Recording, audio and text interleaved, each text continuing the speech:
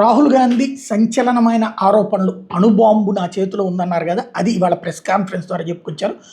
మహారాష్ట్రలో 5 నెలల్లో 40 లక్షల మంది ఓటర్లు నమోదయ్యారు. 5 ఏళ్లలో నమోదైన వాళ్ళకంటే 5 నెలల్లో నమోదైన ఓటర్లు ఎక్కువ. మహారాష్ట్రలో లోక్సభ విధానసభ ఎన్నికల మధ్య సమయంలో 1 కోటి మంది ఓటర్లు నమోదయ్యారు.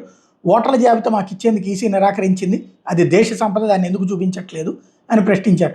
అసెంబ్లీ ఎన్నికల్లో అవకతవకలు జరిగాయన్న తమ అనుమానం మహారాష్ట్ర ఫలితాలతో నిజమైందన్నారు.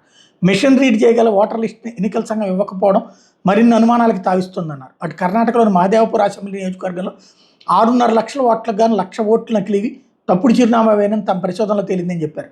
Bengaluru central Lok Sabha Mahadevpur assembly segment ఓటర్ల జాబితాను విశ్లేషించామని రాహుల్ గాంధీ చెప్పుకొచ్చారు. ఈ అసెంబ్లీ నియోజకవర్గంలో 11,965 డూప్లికేట్ ఓటర్లు, 40,009 నకిలీ తప్పుడు చిరునామా, 10,452 బల్క్ లేదా సింగిల్ అడ్రస్, 4,132 తప్పుడు ఫోటోలు ఉన్న ఓటర్లు, మరో 33,692 ఓటర్లు ఫారం 6 దుర్వినియోగం చేశారంటూ రాహుల్ గాంధీ ఆరోపించుకొచ్చారు. దీని మీద ఎన్నికల సంఘం స్పందించింది. కర్ణాటకలో ఓటర్ల జాబితాల విషయంలో రాహుల్ గాంధీ చేసిన ఆరోపణ మీద రాష్ట్ర చీఫ్ ఎలక్టరల్ ఆఫీసర్ కార్యాలయం స్పందించింది. ఓటర్ల జాబితాలు అనర్హులు చేర్చారని, అర్హులైన ఓటర్లు మినహాయించారని ఆరోపణలు చేశారు. ఈ నేపథ్యంలో సంబంధిత ఓటర్ల వివరాలు డిక్లరేషన్ రూపంలో అందజేయండి, తద్వారా అవసరమైన చర్యలు తీసుకుంటామంటూ రాహుల్ గాంధీకి లేఖ రాసింది.